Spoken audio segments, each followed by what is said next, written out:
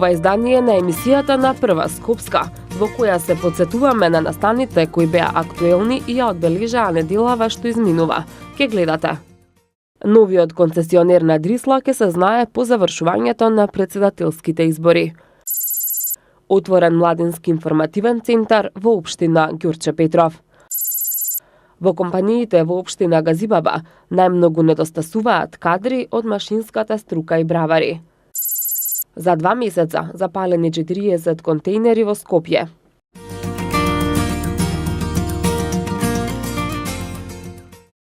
Советот на град Скопје ја прекина денешната седница на која требаше да биде избран новиот концесионер во јавното претпријатие за депонирање на комунален отпад Дрисла. Како што најави градоначалникот на град Скопје Петре Шилегов, продолжението на седницата ќе се одржи по претседателските избори со цел да се запазат законските процедури.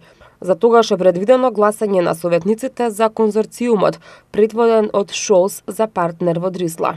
Во изјава за медиумите Шилегов истакна дека градот Скопје конечно ќе добие капацитет и депонија, каква што доликува, а пред се капацитет кој што ќе остварува приходи, за разлика од досегашниот случај во кој италијанскиот концесионер ФЦЛ Амбиенте бил единствениот кој остварувал приходи од согорувањето на отпадот во Дрисла. Мојата идеја, мојата желба е потребата на Скопје да, како што веќе истакнат, Дрисла стане место од кое што градот ќе приходува и место кое што нема веќе нити во перцепцијата на граѓаните, нити во фактичката состојба да е место што ја загадува животната средина во градот. Шилегов информираше и дека веќе е даден налог на службите за раскинување на договорот со конзорциумот на ФЦЛ Амбиенте од Република Италија, како и дека во периодот додека не се избере нов концесионер, град Скопје ќе го преземе управувањето со јавното претпријатие за депонирање на комунален отпад Дрисла.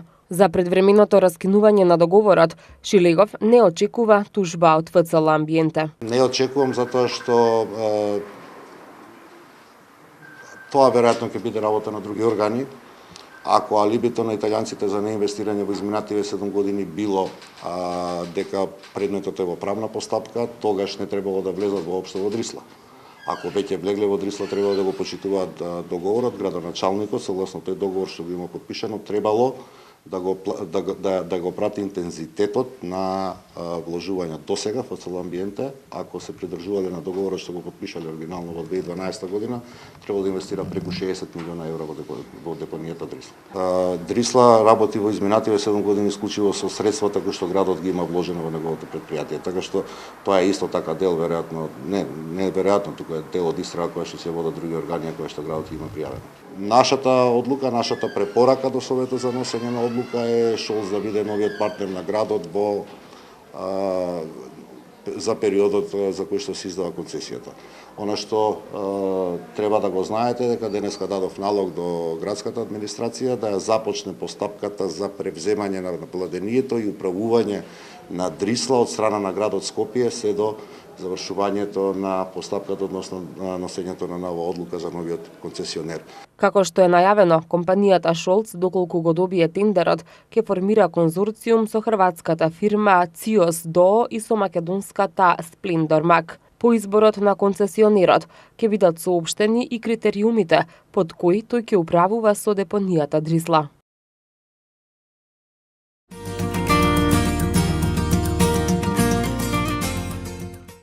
Од Државниот санитарен и здравствен инспекторат информираа дека бактеријата МРСА била пронајдена во нос кај 4 деца во градинката Снежена во Чаир, а во основното училиште Ѓорѓе Апулевски едно дете ја имало оваа опасна бактерија. Минатиот месец мајка пријавила дека кај незиното дете во нос била пронајдена бактеријата МРСА, па по земените брисеви кај 37 деца, кај 3 од нив била откриена таа бактерија, а кај 2 Стафилококус ауреус. Децата кај кои е пронајдена бактеријата се лекуваат и не посетуваат градинка, а во училиштето биле земени брисеви од сите деца во оделението и кај ниту едно не е пронајдена бактерија. Во двете установи е направено направена дезинфекција, проветрување и сите други мерки во вакви случаи.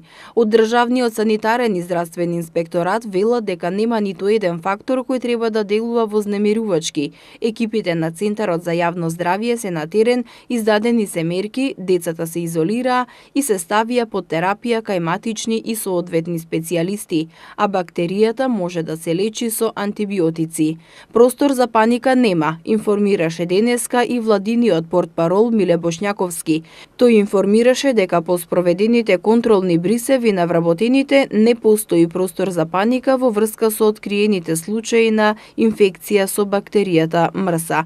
Станува збор за бактерија од групата стафилококни бактерии. Според направените анализи од Државниот санитарен и здравствен инспекторат, како и од резултатите од Центарот за јавно здравје, овој вид на бактерија се лекува со редовни лекови и со обична антибиотска маст.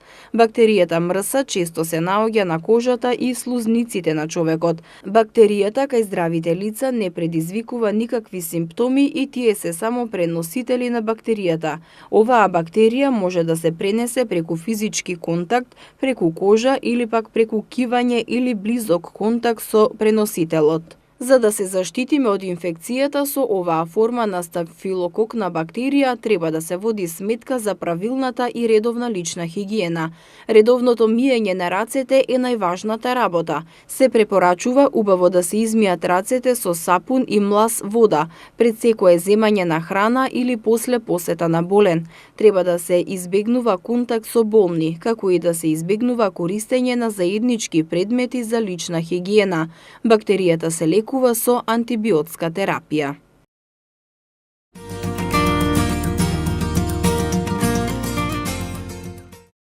Учениците со попреченост од средните училишта добија асистенти кои ќе им помагаат во образованието. За оваа намена, градот Скопје за прв пат ангажира 17 образовни асистенти кои работат со ученици со посебни образовни потреби или ученици со интелектуална попреченост во 9 средни училишта во Скопје. 5 персонални асистенти за лица со телесна попреченост и 5 негователи на стари лица во рамки на програмата за општинско корисна работа. Лицата што се работно ангажирани припаѓаат на некои од ранливите категории население, вклучувајќи ги и корисниците на социјална помош. Тие беа избрани на јавен оглас што го распише град Скопје во соработка со UNDP и Агенцијата за вработување. Асистентите кои се избрани велат дека како образовни асистенти имаат можност директно да придонесат за поквалитетен живот на лицата со посебни потреби. Средношколците со посебни образовни потреби се соочуваат со потешкоти во совладување на наставата, поради тоа што наставната програма не е адаптирана за нивните потреби. Персоналниот асистент на лице со попреченост е еден од градителите на инклузивното општество, имајќи ја предвид улогата во креирањето и реализирањето на секојдневните активности на овие лица. Асистентите велат дека се соочуваат со личните и семејни судбини на лицата кои се корисници, но целта на ангажманот е да ја релаксираат состојбата во која се наоѓаат и да им го олеснат животот на лицата со попреченост.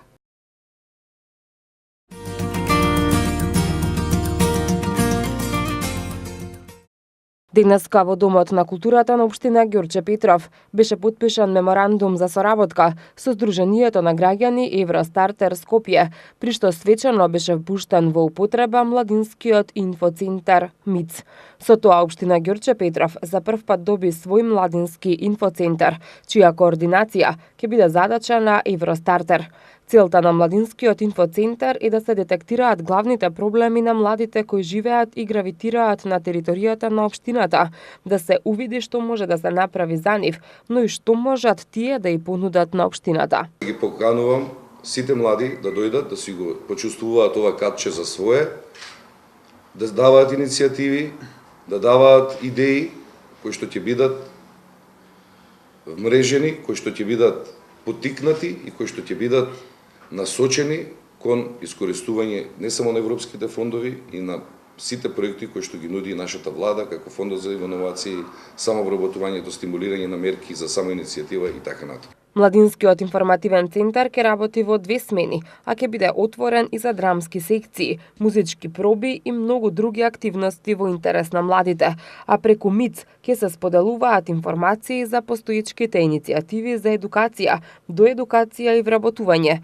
помагање во процесот на аплицирање на разни проекти и повици, вмрежување и стимулирање на создавање нови невладини организации, обезбедување катче за младите и невладините организации, како и организирање јавни дебати и настани. Тоа што сакаме да го направиме во Младинскиот инфоцентар е некоја синтеза, што ја гледаме дека фали во општеството. Односно комбинацијата помеѓу бизнис секторот, невладиниот сектор, младите технички лица, предприемачи и не предприемачи, само технички лица, и сето тоа да го врзиме во еден простор кај што ќе има и социокултурна гранка, но и бизнис гранка за одржливост. И кај што ќе направиме реален импакт на општеството. Водиме луѓето не само да набавиме средства, туку да се тие средства добро спроведат и да имаат крајен ефект. Значи не само ефект на носење на нови пари, односно чист капиталистички бизнис модел, туку реално да се вклучи, да има инклузија на социјалниот момент, кај што луѓето од социјала со активности во рамките на година-две ќе можеме да ги извлечеме од социјала да станат работоспособни нормални луѓе што можат самостојно да функционираат. Градоначалникот на Умовски потенцираше дека Младинскиот инфоцентар представува реализација на една идеја која постоела веќе 1,5 година.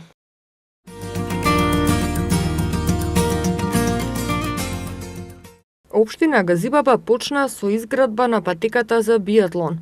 Како што информираат од општината, патеката ќе биде во должина од 150 метри.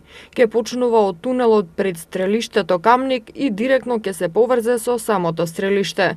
Од општината информираат дека оваа патека ќе им служи за тренинг на биатлонците пред европските и светски надпревари и е единствена во нашата земја.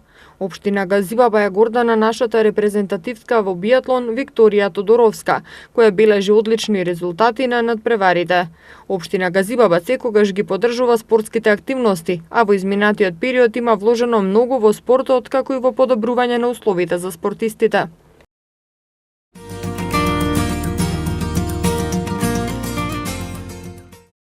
Во мај годинава во општина Карпош треба да почне изградбата на спортско-рекреативниот парк на 3 нивоа, кој ќе се протега на површина од 1600 метри квадратни. Планирано е да се реконструира и детското игралиште на површина од 480 метри квадратни, скејт паркот на 1100 метри квадратни, а ќе биде изградено и ново игралиште за одбојка и фудбал на песок. Предвидено е просторот да биде и хортикултурно уреден со повеќе од 100 дрвја. Ќе биде поставена нова урбана опрема, клупи, корпи за отпадоци и лежалки за релаксација. Ќе се гради и плато за одмор со мини сквер, а во околината ќе се постават тоалети и 4 дрвени кукички за продажба на безалкохолни пијалоци. Просторот ќе биде осветлен со LED светилки со соларни панели. Општината денеска организираше јавна расправа за проектот на која присуствуваа представници од локалната самоуправа, граѓанскиот и бизнис секторот и заинтересирани граѓани. Од стручните служби на општината беше презентиран проектот, неговите технички аспекти и стандардите што треба да се применат за да се заштити животната средина.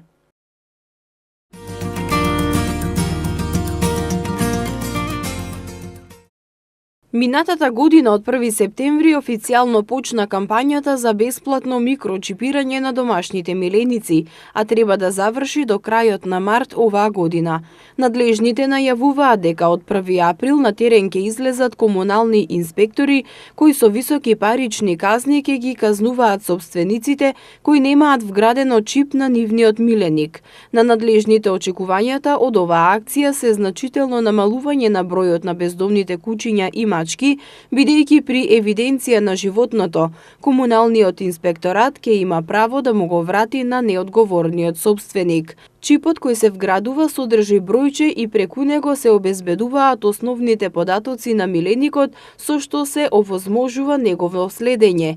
Ова помага во случај на губење, со што куќето може да се лоцира, да се пронајде и да му се врати на собственикот. Оваа кампања на бесплатно чипирање завршува во април. За да се вгради чипот, потребно е миленикот да прима вакцина од 600 денари, која е задолжителна, и да се извади пасош од 120 денари. Како што велат ветеринарите, чипирањето е целосно безболно и се поставува во пределот на плеките. Станува збор за мал електронски уред со големина на зрно ориз. Чипот ги содржи информациите за собственикот, расата на куќето, полот, редовна вакцинација и третирање од паразити. Паралелно со чипот има и налепница која се поставува во пасошот на миленикот.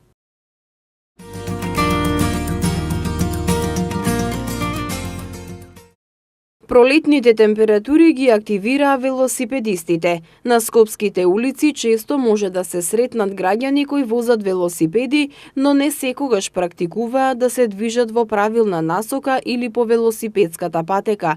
Низ градот може да се сретнат многу луѓе, и помлади и повозрасни, кои го користат овој период од годината за возење велосипед, за рекреација, но и за убавување на некои секојдневни обврски. Експертите велат дека возењето велосипед е здрава и убава физичка активност, но ако сакате да се заштитите во сообраќајот, тогаш мора да се придржувате до некои одредени правила и да ги почитувате советите.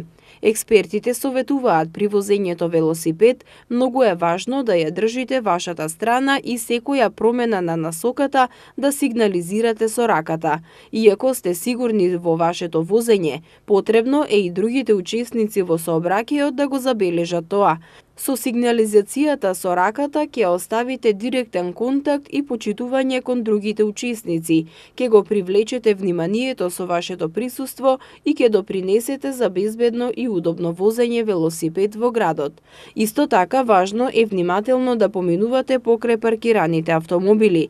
Бидете внимателни кога на десната страна на коловозот има паркирани автомобили. Често се случува возачот одеднаш да ја отвори вратата и да излезе од автомобилот, а тоа е една од најчестите причини за настрадување на велосипедистите.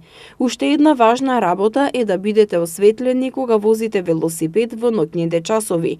Доколку немате светла кои ќе укажуваат на вашето присуство, подобро е да не возите навечер. Исто така потребно е да користите лев ретровизор.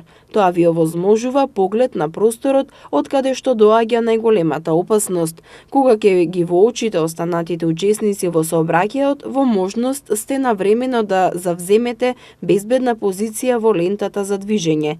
Доколку забележите дека ви се приближува автомобил со поголема брзина, можете со раката да дадете сигнал за означување на присуството на патот. Иако е честа слика на улиците, возење велосипед и слушање музика на слушалки, тие две работи едноставно не одат заедно. Треба секогаш да се слушне сето она што се случува околу вас.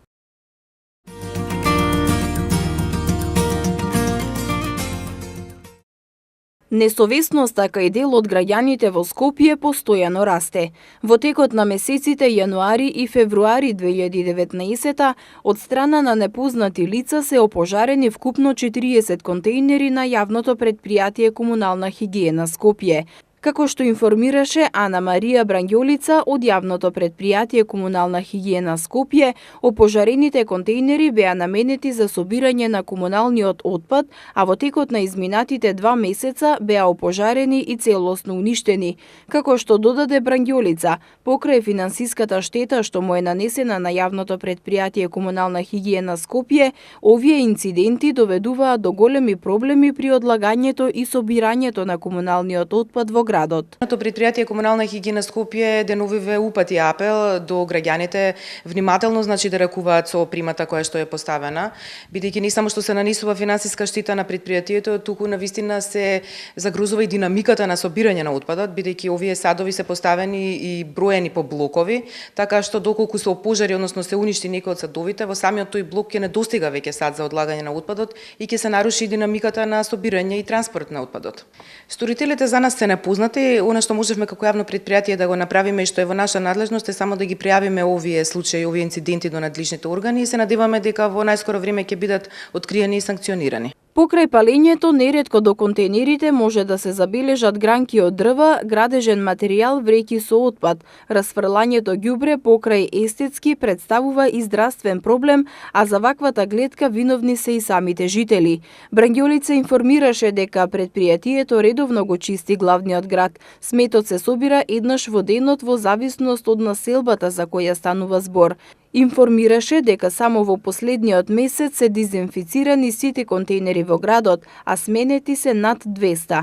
Исто така, Брангјолица потврди дека комуналното предпријатие постојано го зголемува бројот на контейнери каде што има потреба и онаму каде што има зголемување на населението. Сите садови за одлагање на отпадот се празнат 7 пати во неделата, односно еднаш дневно, иако нашата оперативна програма за работа предвидува тоа да се прави само 6 пати, меѓутоа ние поради потребите на терен со години наназад тоа го правиме еднаш дневно. Јас би сакала да напоменам дека во сите светски метрополи, еве на пример во околината на балканските простори, во Словенија, на пример во Хрватска, тоа се прави 2 до 3 пати во неделата, така што кај нас станува збор навистина за една многу честа динамика.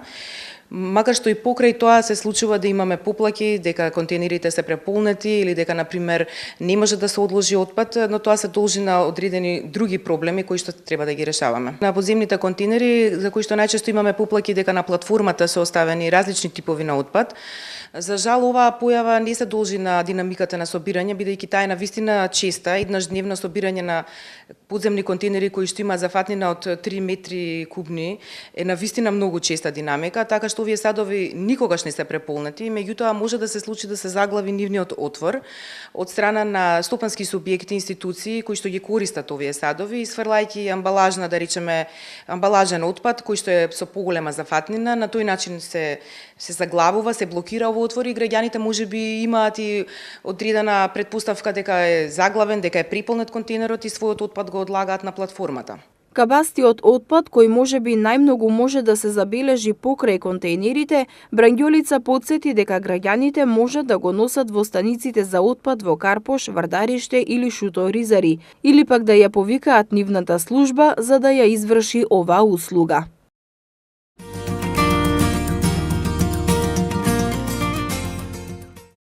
Граѓаните на општина Ѓорче Петров се уште се лекуваат во старата и руинирана амбуланта, која е речиси пред распаѓање.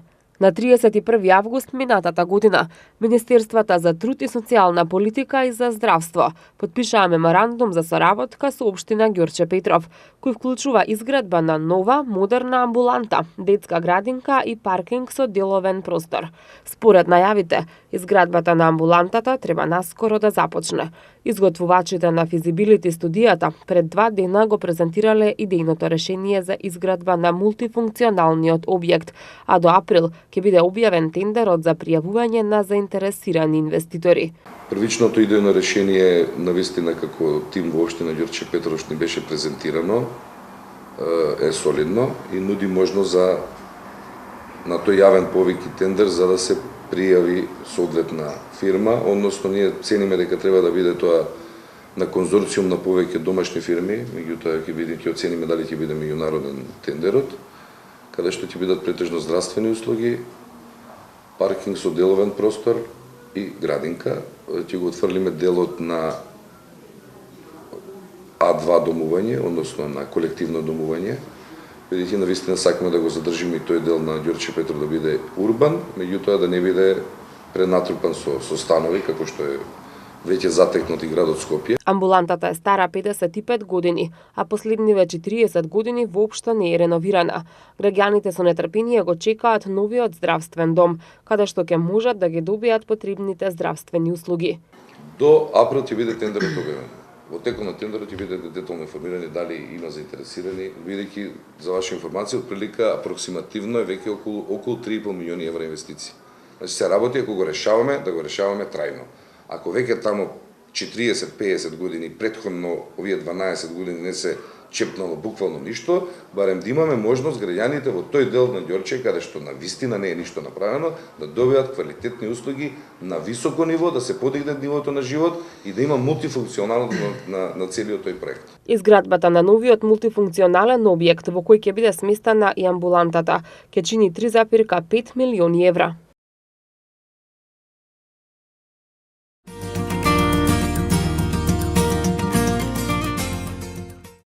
Општина Газибаба спроведува низ мерки со кои им помага на младите да бидат конкурентни на пазарот на трудот. Општината, заедно со бизнис клубот на Газибаба, средните стручни училишта на територија на оваа општина и државните институции, спроведуваат низа проекти кои им овозможуваат на младите да добијат обука до образование, до квалификација како и практична работа, со цел да станат квалитетен кадар кој лесно ќе дојде до соодветна работа. Дел од проектите кои ги реализираат се проектот за дуелно образование за обука на кадар од средните училишта од машинските, браварските и електроструки, кои заеднички го спроведуваат со Центарот за меѓуетничка толеранција и со Фондацијата Фридрих Еберт. Георгиевски додаде дека со ова им излегуваат во пресред како на младите, така и на бизнис заедницата, која што во моментот има недостаток од овие струки и кои направија истражување кои струки се дефицит, а им се дава мотив и можност на учениците кои изучуваат стручни насоки да добијат стручно знаење кое ќе им отвори можност за вработување. Едукативниот центар кој што ќе треба да се стекнат со обуки, дообуки, квалификации и со вештини на знаења, ќе се вршат во средното стручно училиште на град Скопје 8 септември, каде што во нивните работилници младите луѓе кои што веќе имаат завршено средно стручно образование и тие што ќе завршат и тие што имаат желба да работат, заедно со нивните ментори, заедно со помош на бизнис клубот во општина Газибаба, заедно со невладината организација Фридрих Еберт и другите асоциации во делот на општина Газибаба, ќе имаат заедничка цел да ги доквалификуваат, преквалификуваат, им обезбедат работни места и да младите останат во општина Газибаба, не да талкаат по работа надвор од државата, а со тоа ќе допринесат за нивно вработување во општина Газибаба, односно да останат во Република Македонија. Милан Живковиќ од германската фондација Фридрих Еберт потенцираше дека нивната намера е креирањето пристојни работни места во сите општини со кои соработуваат. Она што тој го потенцираше е позитивниот однос на бизнис заедницата на Газибаба и тоа, како што рече, треба да биде поттик за сите бизнис заедници. Освен општината, освен бизнис секторот во општината Газибаба и Агенцијата за вработување на Република Македонија, која што излегува во пресред и комуницира со општините и со целните групи во општината, сепак мораме да потенцираме дека потребно и локалните економско-социјални совети да бидат многу повеќе заангажирани и да се рестартираат со нивното функционирање. Тоа е една од нашите цели кои што би сакале да ја оствариме оваа година, повторно рестартирање на локалниот економско-социјален совет во општината Газибаба и во останатите општини со кои што соработуваме. Сите останати проекти кои што ќе произлезат до оваа соработка, секако дека ние како фондација ќе гледаме да најдеме начин како да ги поддржиме, не само со наши буџетски средства, туку и со средства од останатите фондови или организации кои што делуваат на територијата на град Скопје, општината Газибаба и секако Република Македонија. Градоначалникот Георгиевски информираше дека за поддршка на младите, општината има доделено субвенции за млади во висина од 1000 евра за младите кои имаат идеја како да ја реализираат својата креативност. За оваа намена одстапен е простор во барака која е лоцирана на улица Палмиро Тојати во општина Газибаба, која представува ресурсен центар за обука на млади. Исто така, за првпат воведено е доделување на 2 гранта по 100.000 денари за студенти и иноватори, средствата кои им помагаат на младите да ја развијат својата иновација во дело. Целта е младите да немаат потреба да трагаат по својата екзистенција во странство, туку во општината во која живеат.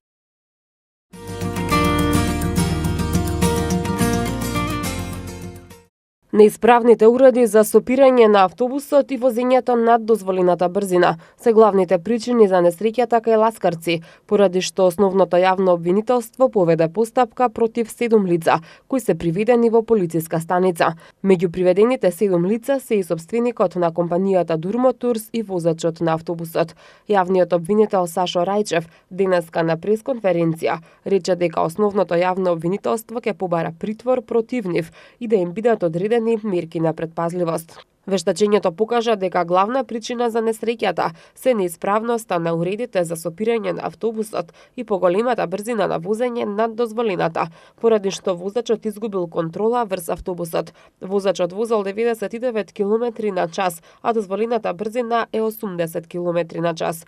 Вештачењето исто така покажало дека возачот не користел мобилен телефон за време на несреќата. Несреќата се случи на 13 февруари, кога автобусот на Durmoturs со 51 патник излета од патот Тетово-Скопје и падна во провалија, откако ја проби заштитната ограда на автопатот. Во несреќата загинаа 15 лица, а 39 беа повредени.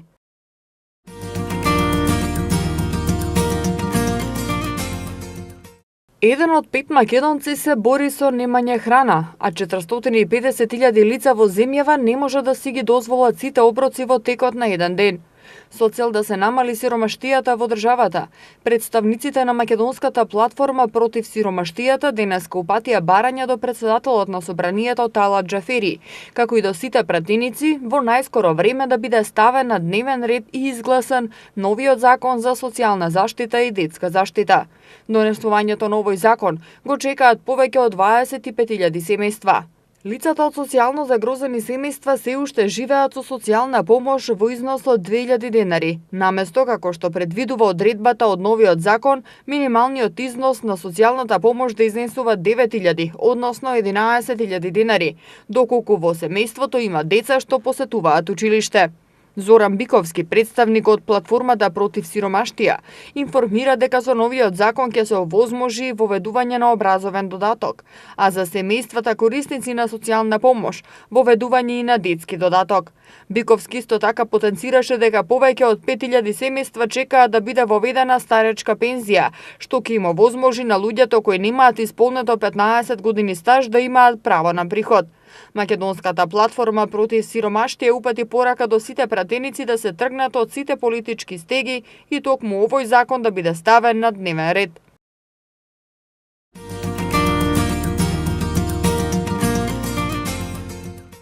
Бројот на пациенти со хронична бубрежна болест се зголемува. Се смета дека секој 10-ти возрастен жител во светски рамки има одреден степен на бубрежна слабост, а секој трети е во ризик да развие бубрежна слабост. Ова беше истакнато на пресконференцијата во Министерството за здравство по повод 14 март, светскиот ден на бубрегот, кој се одбележува под мотото Здрави бубрези за сите насекаде.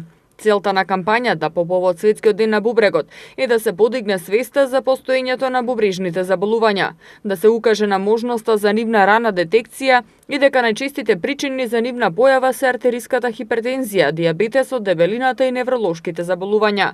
Бубрежните заболувања може рано да се детектираат во примарната и секундарната здравствена заштита, а за таа цел постојат многу едноставни тестови кои ги покрива фондот. Од крајот на ноември до средината на февруари се извршени 6 трансплантации на бубрек од почина донор и 20 трансплантации од жив донор. Председателот на Македонското здружение за нефрологија, дијализа, трансплантација и вештачки органи, Гоце Спасовски, истакна дека за трансплантација на бубрези од жив донор имаат однапред подготвени 6 до 8 пациенти, како што е сега случај кои чекаат за наредниот период. Во однос на дијабетесот, според светските и македонските искуства, 25 до 28 пациенти кои почнале прва дијализа имале дијабетес тип 2. Во државата секое трето дете во училиштето има зголемена телесна тежина. Неопходно е рано откривање на заболувањата, именување на начинот на живот, едукација на пациентите и персоналот во однос на компликациите од хипертензија и дијабетес. Тоа беше се за оваа емисија, а вие следите ги понатаму хрониките на Прва Скопска.